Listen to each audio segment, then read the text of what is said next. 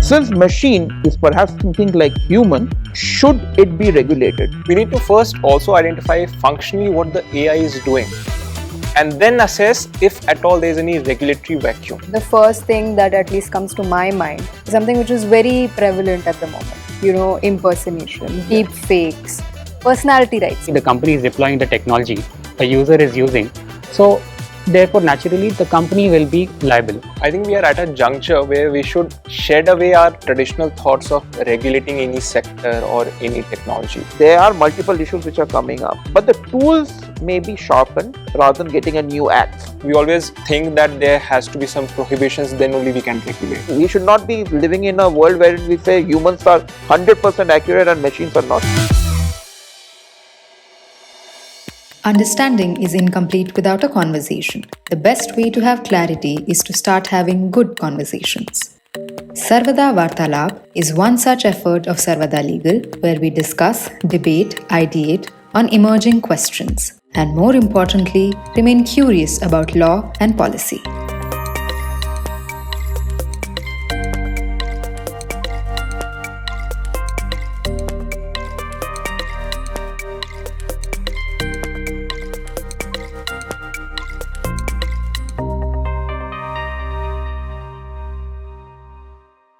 Guys, don't be alarmed by what I'm about to say. We are all surrounded by algorithms. And this is not a recent phenomenon. I think we have been surrounded by algorithms from 2000. Now, what makes me say that? Just a simple example of my personal life. You all know I love Suits. So I must have seen that show 10 to 20 times. So now Netflix tells me that you love Harvey Specter. I'm sure you will love Mickey Holler from Lincoln Lion. So they'll pop up all these recommendations. And I end up watching them. And then I end up watching more shows because they recommended it. So what is that? It's a machine which is learning about you, thinking about you, and giving you recommendations. Netflix is one example. Other example is that we all have iPads on our table right now. You have Siri, Alexa. Don't call it. It will just open up. And these are all personal assistants. And then what happens is they again learn more about you, your family, your colleagues, everything, and then they will throw up recommendations. So this has been happening since 2000s, so for the turn of the century. But what is now more stark when we talk about artificial intelligence or machine learning, for example, is the last 2 years when this entire thing has exploded. Why it has exploded? Because there is an impression that now machines can think like us, which is the entire concept of generative AI. So today I was thinking that let's have a discussion among all of us as to what are the implications of AI and law. Then I asked one of the generative AI that we four of us with our expertise should do a roundtable on AI.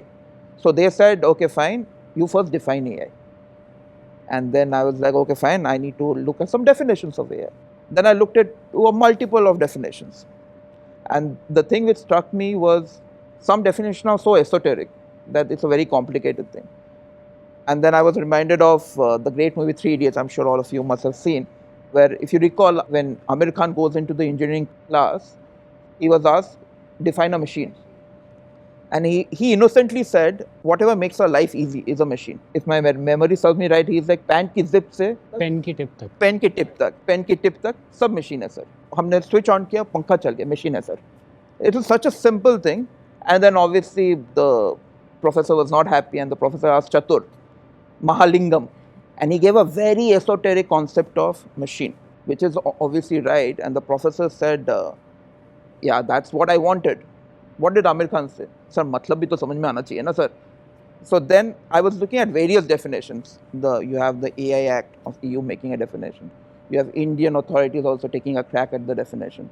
You have various jurisdictions because they are all grappling with how to regulate AI. Because whenever you grapple with something, what are you regulating?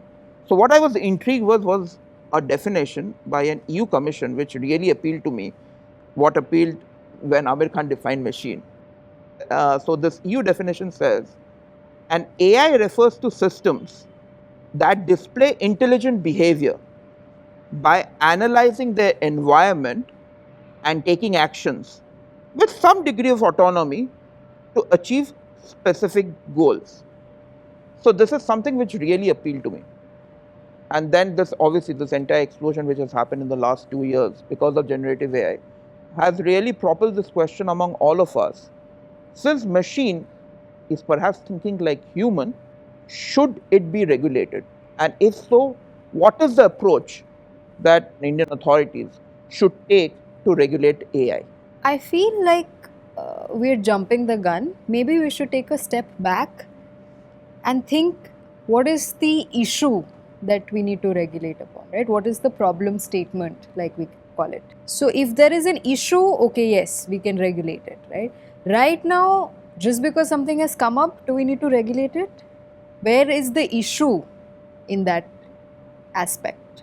Ultimately, what AI is just a new technology. It's a medium to do certain things which were being done through different technology or different mediums earlier. To your question, see, there's one way that EU has taken, that you frame a regulation sector agnostic, horizontal regulations to regulate the technology and its usage. But there are some problems with that, like you mentioned. Unless we identify the problems, what do we have to solve? So let's say if there's any issue in telecom sector, TRAI will be the best authority to take any decision. So for example, over the last couple of years, there were a lot of spam calls and unsolicited commercial communications. So to address the problem, TRAI came up with certain amendments and in fact directed the telecom operators to use AI and machine learnings to detect such spam calls and source and address the issue. Coming back to the original point, that AI is just a technology, and perhaps taking a sector agnostic horizontal regulation approach will have to be seen. I think I echo your thoughts completely, because right now AI is just a technology or a medium, as you mentioned, and we are trying to say that law has to anticipate something which even the technologist can't predict, because it's an evolving technology, right? And looking at the problem statement or the harms, for example, we have sector agnostic laws like the competition law. Traditionally, what we have seen, that it used to deal with cartel matters or traditional abuse of dominance matters, right? Then came the evolution of digital markets. The law was sufficient enough, although it has its own pitfalls, but in theory, it was sufficient enough to deal with those harms. So what we need to really address is, are there any eventualities or theories of harm that may not be covered? We need to first also identify functionally what the AI is doing, and then assess if at all there is any regulatory vacuum. For example, there may be multiple use scenarios, and AI at the same time can act as an agent, or it may just act as a data processor or a fiduciary in that case, or it may just be an independent service provider or even an hub. For example, so there was an incident in 2017. A child was playing with Alexa. The Alexa ordered some cookies because the child was playing and inadvertently some word came out. The parents received the package and they were like, okay, we didn't order this. But ultimately it was delivered. Now whose liability is there? Because Alexa might be an agent, right? There may be a situation of hub, like we have seen those cases of AI algorithms working for price fixing, at least not in India, but US they have in some cases. Autonomous cars, is it an independent service provider? So those are the use cases and functionalities which we need to assess and then see if at all there is any regulatory vacuum or not. So what you're trying to say is you have to look at what the AI is doing. Perhaps it's too soon, or let's identify the issue at least here. Okay, so if we are thinking of identifying the issue, right, the first thing that at least comes to my mind is something which is very prevalent at the moment, you know, impersonation, deep fakes, personality rights, basically, right?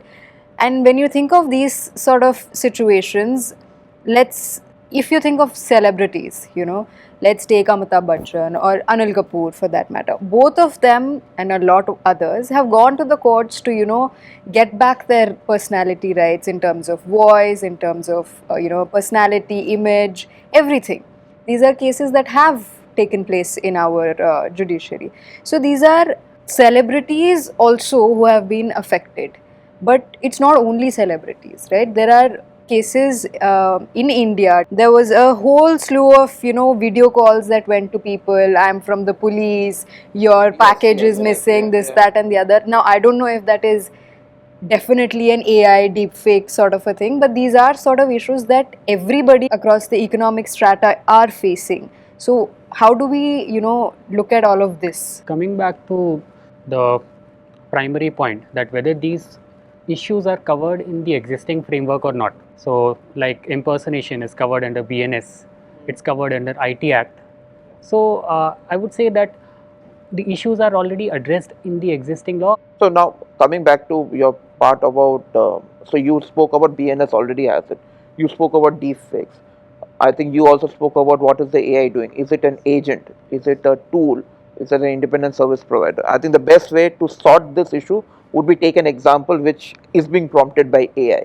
So what I did was I again prompted, give me a good AI case study, which we can discuss here. So again, I would like to do that. I think we have all spoken. Let's test this situation in a live situation. So here this example very, very carefully. And I'll not take names, although the AI example took names. I don't want another deepfake issue. So I want to name that person Mr. X. So it says in 2025, Mr. X, who is a financial entrepreneur, he started a proprietary AI chat box. Say we name it X chat box. Now what the X chat box does is, because they give financial services, they used to take personal data from the individuals which they're giving service to, like Aadhaar and the KYC norms. Now this chat box through APIs is integrated into the stock exchange and other trading platforms. Now over a period of time, this X chat box was trained on harmful data. Then what it does is, because they have all the identity cards of every person that they are giving advice to, they started creating sham accounts and used those sham accounts to launder money. So it is doing all of those things. All of those things. So then what happens is, now obviously the users of that chat box are not aware of this. Suddenly they get a notice from police saying that you have been engaged in illegal trading and money laundering, and now the authorities are investigating this entire matter. So now tell me, we have discussed all of this. Now how would an existing law deal with such a situation? Because there are quite a few situations here. First situation is obviously impersonation, like you both of you mentioned. Then is this chat box an agent? Because if it is the agent, then the principal is responsible. Or is the developer of the AI chat box, which is training this chat box on illegal data, is the person which is responsible? In US, there is a case ongoing. Basically, what it was doing was price coordination. That system was designed in such a way that it then took autonomous decision, went beyond the mandate. So the company who developed it and the other parties who have licensed that system went to the court saying that this case shouldn't proceed ahead, it doesn't merit. The court said that what you are doing was, although the AI was giving the inputs, but you were accepting those inputs. So there was meeting of minds amongst all of you. But in this case, there is no meeting of mind as such. The users of that platform are not even aware. It is a deepfake issue also. So in that case, there is actually a meeting of mind. So basically, then in that case, the developer who has trained that AI in such a scenario, because the developer must be aware what all capabilities the AI will hold, right? So in that case, the developer can be the person on whom liability can be affixed, either in the common law principles of independent service provider, or there can be a situation wherein strict liability principles can also come into play, right? Because there is a crime involved. Yes. Understood. Perhaps maybe we can see from the consumer perspective, consumer laws, there may be deficiency in service. See, this is very similar to that Air Canada case, where a user was using a chat box of Air Canada. That chat box was using AI tools, etc. Now, that chat box gave a response which was contradictory to the company policy itself. Oh, okay. Now, the case went to the court, but the fact that AI was acting in an autonomous way did not came to rescue the company, and ultimately it was held that the company is responsible. Now, this is in concurrence with the settled jurisprudence that basically the company is deploying the technology a user is using, so therefore naturally the company will be liable.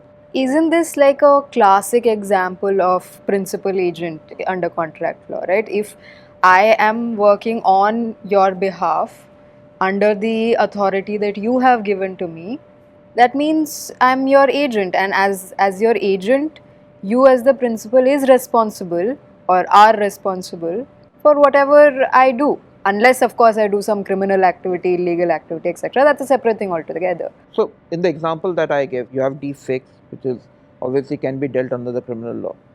You have money laundering. Obviously, there are very strong anti-money laundering laws.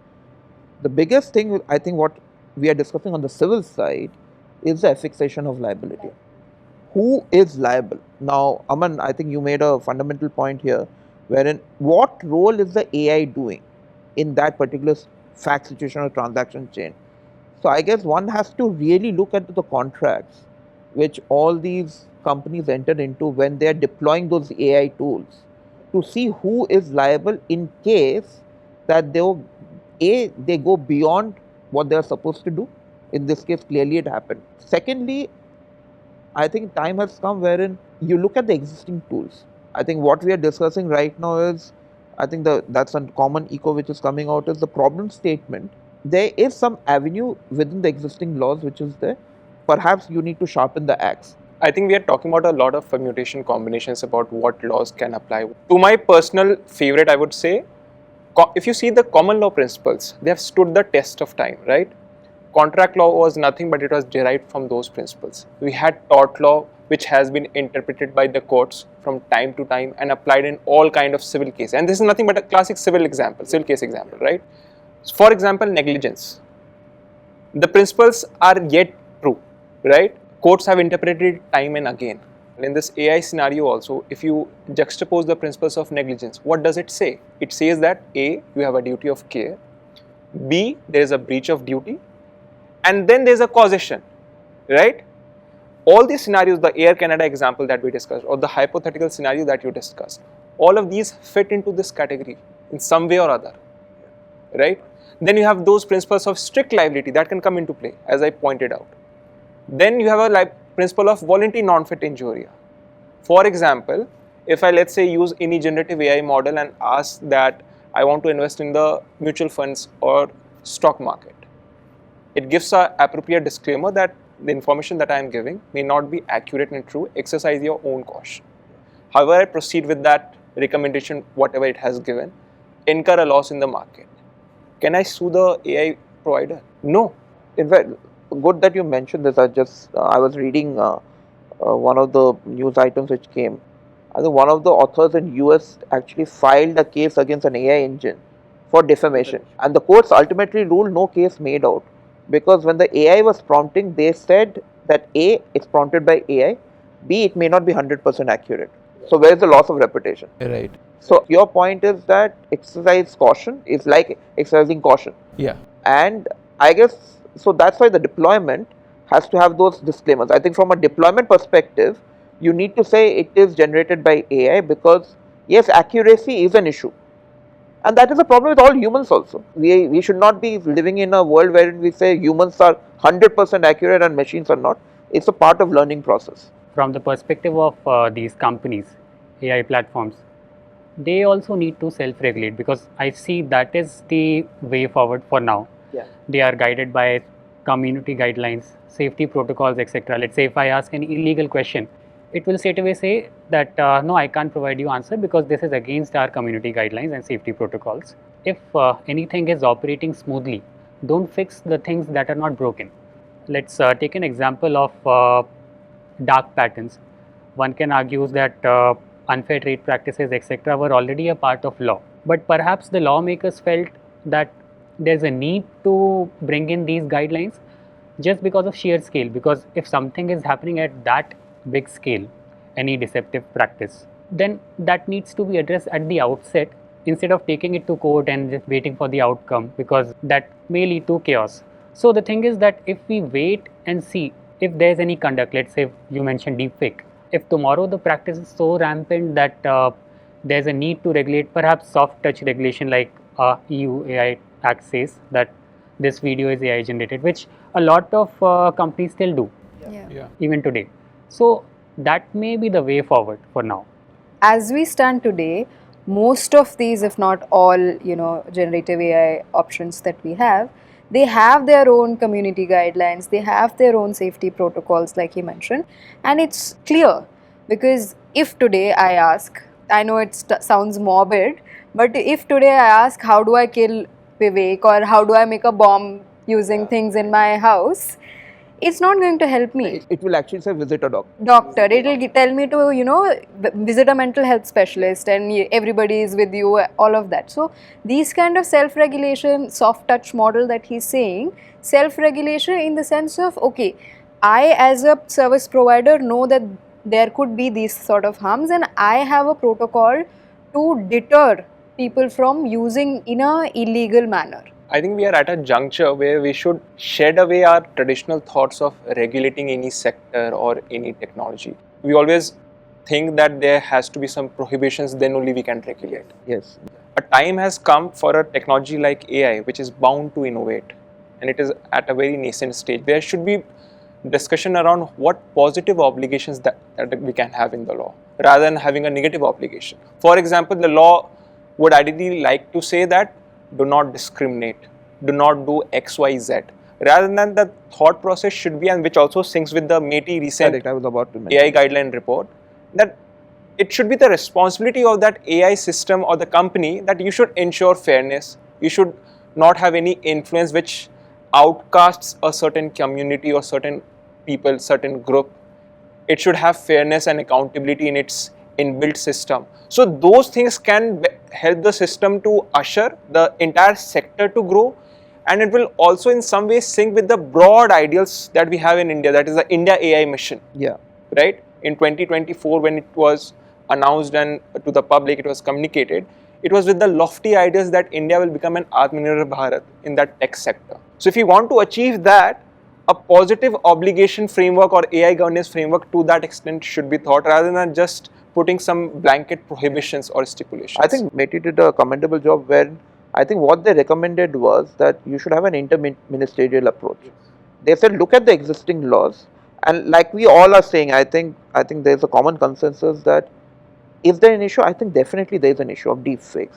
There is an issue wherein people are getting misled.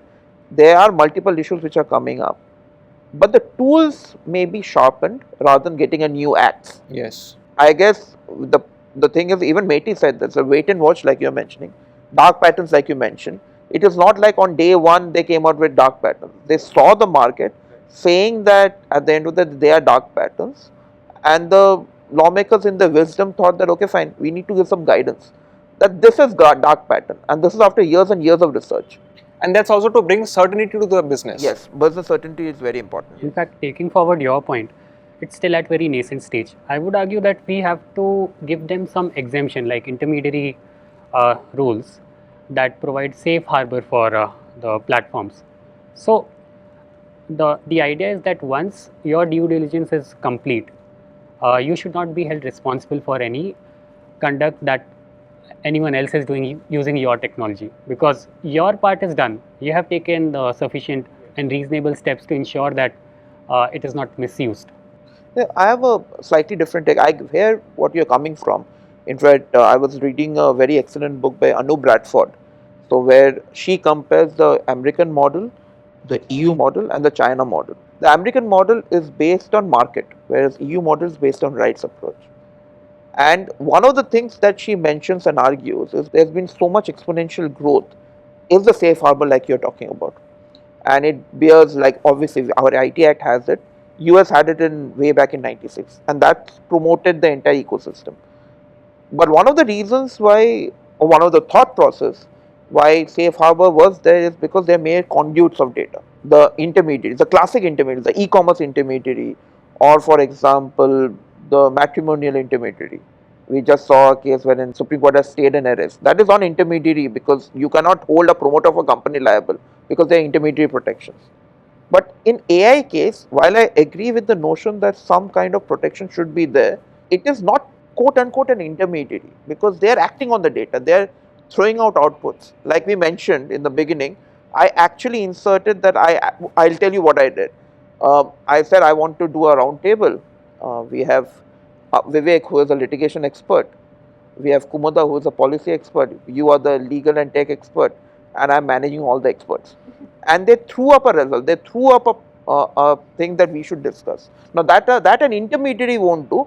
That is somebody learning from the process will do. But I agree with the point that there has to be some form of safe harbor. What is that form? The lawmaker should decide. But yes, I think some amount of protection, self-regulation. I think what you also mean to say that there should be some undertone of those principles, because ultimately what is safe harbor? It simply says that if you are upfront with your activities, if you come with the clean hands, as we have the principles, and if you have done all your due diligence, Correct.